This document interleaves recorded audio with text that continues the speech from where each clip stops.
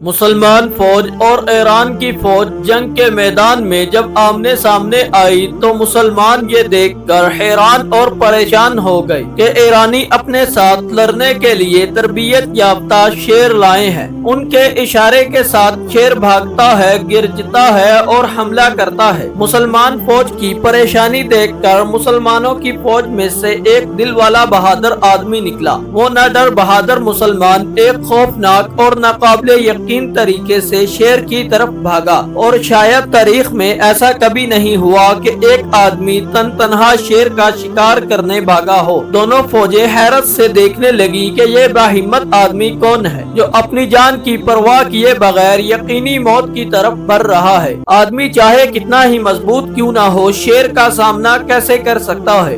ابھی دونوں افواج کے لوگ سوچ ہی رہے تھے کہ وہ بہادر ہوا کی طرح شیر کی طرف لپکا۔ اس کے سینے میں کامل مسلمان کا ایمان اور ہمت، جو اللہ کے سوا کسی سے نہیں ڈرتا، بلکہ اس کا عقیدہ تھا کہ شیر ہی اس سے ڈرے گا۔ پھر اس نے اپنے شکار شیر پر شیر کی طرح چھلانگ لگائی اور اس پر اپنی تلوار یا خنجر کے پے در پے وار کیے، یہاں تک کہ اس نے شیر کو خاک اور خون میں نہلا کر مار ڈالا۔ ایرانیوں کے دلوں میں خوف طاری ہو گیا کہ یہ کون لوگ ہیں، یہ کیسی مخلوق سے پالا پڑا ہے، وہ ان لوگوں سے کیسے لڑیں گے جو شیروں سے نہیں ڈرتے۔ دشمنوں کے ذہن میں یہی خوف سوار ہو گیا کہ بھلا شیر کو ایک تنہا آدمی کیسے مار سکتا ہے۔ چنانچہ جب جنگ شروع ہوئی تو خوف زدہ دشمن کو مسلمانوں نے جنگ کے شروع میں ہی بھگا دیا۔ جب دشمن میدان چھوڑ کر بھاگ گیا تب سعد بن ابی وقاص رضی اللہ تعالی عنہ اس نوجوان کے پاس گئے اور ان کا ماتھا چوما۔ کیا آپ جانتے ہیں کہ وہ بہادر شیر کون تھا؟ وہ ہاشم بن عتبہ بن ابی وقاص تھے، جو خود بھی صحابی رسول تھے، اور صحابی رسول سعد بن ابی وقاص رضی اللہ تعالی عنہ کے بھتیجے تھے۔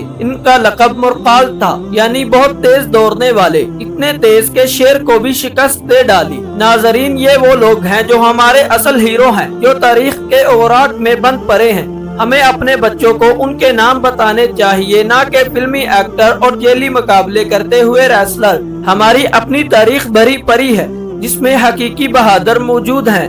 اللہ کریم عمل کی توفیق عطا فرمائے، آمین۔